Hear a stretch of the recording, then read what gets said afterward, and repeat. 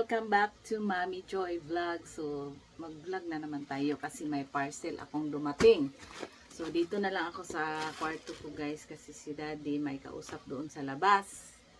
So, maingay kasi parang may meeting ata sila online. So, guys na guys, ang bigat pala niya oh.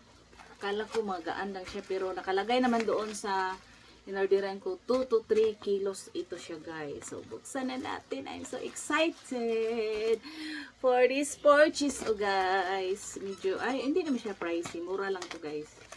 Nakita ko lang. So tinatry ko kasi ito yung mga pangarap ko na magkaroon ako ng ganito sa kwarto.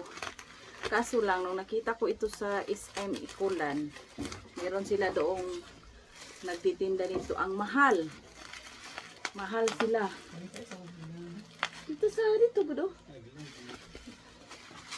Interruption guys. Yung anak ko kasi maliligo sila ng swimming pool. So ito na siya. So dito lang ako kasi lang tayo dito vacuum mamaya after kasi maingay doon sa labas oy. Andoon si Daddy may ginagawa. So, ito na siya guys. Karton pa lang nakikita natin. Pero okay naman siya. Nakabalot talaga siya ng ayos. Ng bubble wrap. Kasi mabasag ito siya eh. Tapos nakalagay naman fragile. So, tingnan natin. Pero wala naman problema kung may sira to. Kasi kaya nga nag-video ako para pwede nating isend sa kung sira. Kung halimbawa nabasag o lang nga naman, tanggapin mo to. Tapos binayaran mo naman ng insakto. Kahit mura lang, pero na to eh. Ilalagay ko lang yung link niya mamaya dyan sa pag ma-upload ko na to ha. Hindi naman tayo araw-araw nag-a-upload. Ito siya guys. Himalayan salt lamp. So ito yung Diyos ko, tingnan mo ha. Muntika na talaga kasi naupi na pala dito sa baba. Oh my goodness. May mga freebies siya guys. Ang daming freebies. Merong salt talaga na Himalayan. So ito na. Buti na lang. Buti na lang meron tayong nito kasi kunti na lang yung Himalayan salt ko. Ito yung ginagamit ko sa mga pagkain namin. At saka unahin natin yung mga freebies. May mga freebies silang pinadala. Hindi ko alam kung ano to. Nakabalot na balot. Medyo na yung salt pero okay lang. Yung lamp niya pala. Kala ko kung ano naman to. Ito guys oh. So ito yung ilalagay natin mamaya. And then ito na talaga ang pinakahihintay ko. Sandali lang. Kasi meron pang yung niya, guide kung paano natin siya babasahin natin yan mamaya, pero madali lang to guys kasi nakikita ko naman, so, may guide lang siya syempre para hindi tayo maanga-anga. Baka akala natin kung okay na, marunong na tayo, yun pala hindi. Ito na siya guys, ang bigat talaga niya guys, so siguro mga 3 kilos ata siguro to.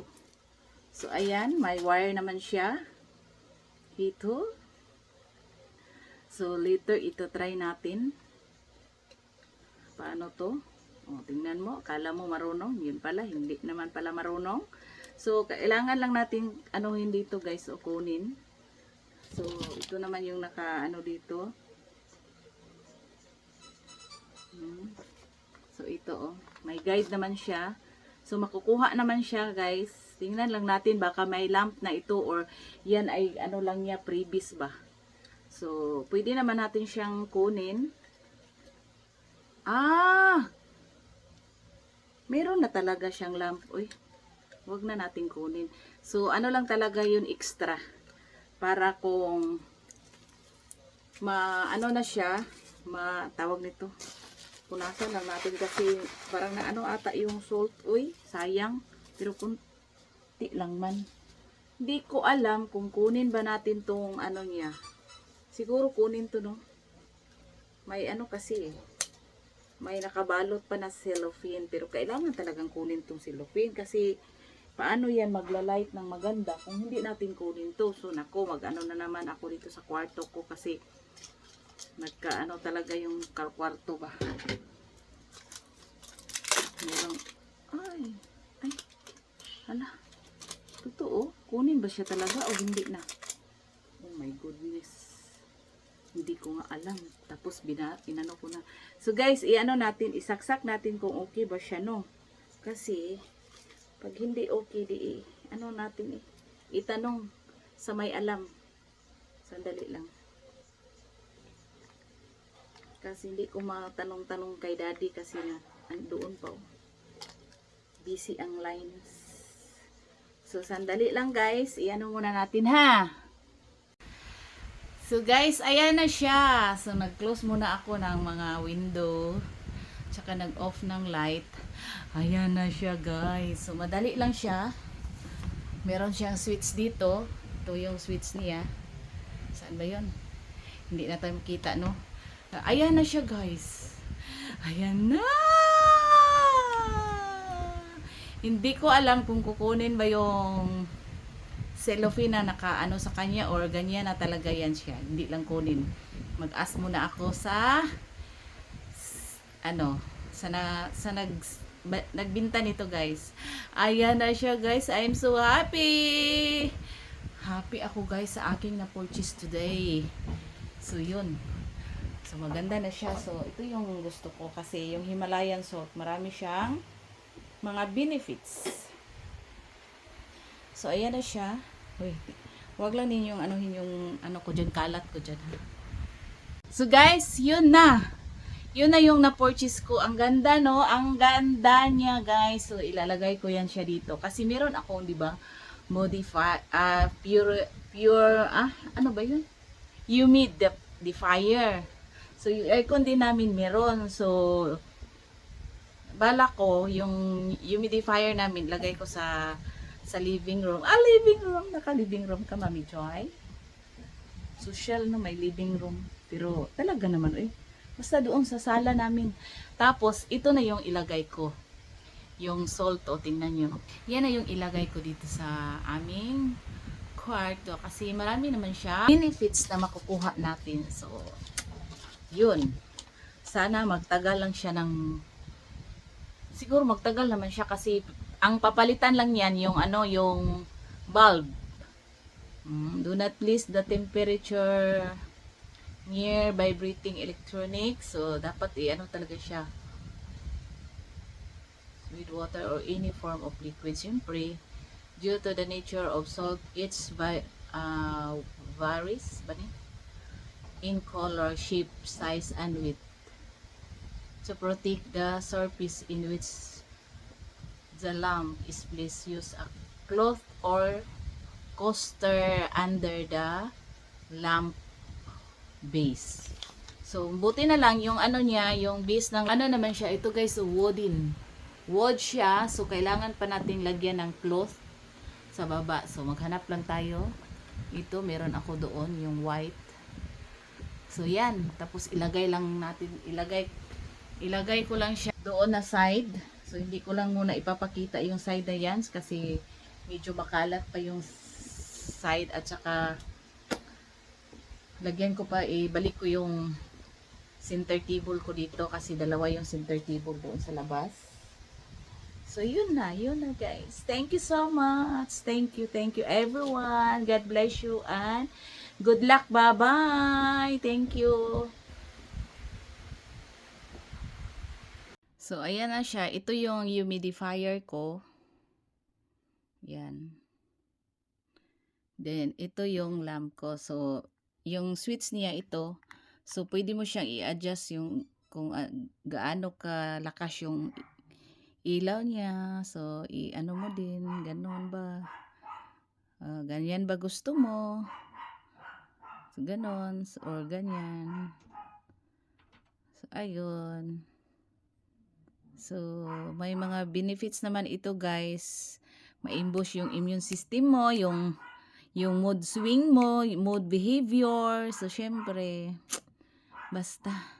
At saka makakatulog ka daw ng mahimbing. Tingnan lang natin guys. Kasi, Ako ngayon hindi na makatulog ng mahimbing.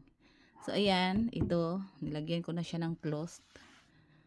Ayan na. So, itong humidifier ko, doon ko na sa living room ilagay.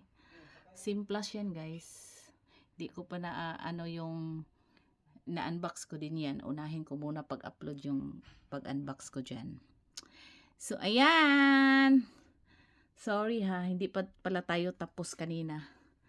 So, kailangan ko lang siya guys, kasi nagmo-moist siya, pero ang sabi naman, sandali lang. Uy, bakit hindi umilaw? Yan. Ang sabi naman guys na pwede mo siyang 24 hours, ganon. Tapos punasan mo lang siya. So pasensya na kayo sa background ko kasi para akong nagtitinda dyan ng mga damit. So ito kasi yung mga damit namin dyan. So pwede naman siyang punasan mo lang kasi nagmo-moist siya. So punasan mo lang siya. So yun, tingnan ko ha. Tingnan ko, sandali lang. Kasi nagpaalam na ako sa inyo kanina. Ngayon, tuloy ko muna pala kasi para makita talaga ninyo. Tapos, dami naman yung mga benefits guys. So, air purification. So, muna siya na yun. Increase level energy. So, kung may asthma kayo, allergy, so okay din siya, no? Mga symptoms. Then, mood booster and sleep promoter. So, ito makakatulog na talaga tayo ng mahimbing nito, no? So, ayan. Na tayo makatulog din. Glow or be salt lamp is calming and happy presence of in the room day, which can improve mood and promote sleep. So, yan. Kasi ako minsan hindi nakakatulog. So, ganyan talaga, no? So, yan na guys. Ito na talaga. Final na talaga na pagpaalam ko. Bye-bye everyone. Thank you so much for always support and nagsusupport yung nagtitingin pa rin sa video ko kahit pa madalang na lang akong mag-upload. So, thank you. Thank you so much. Sana soon makabalik tayo sa ating pagla-live. Kasi medyo nabagot na ako dito sa bahay. Walang ginagawa. Ay, sure. Bitaw guys. Pero thank you so much guys. I love you everyone. Bye.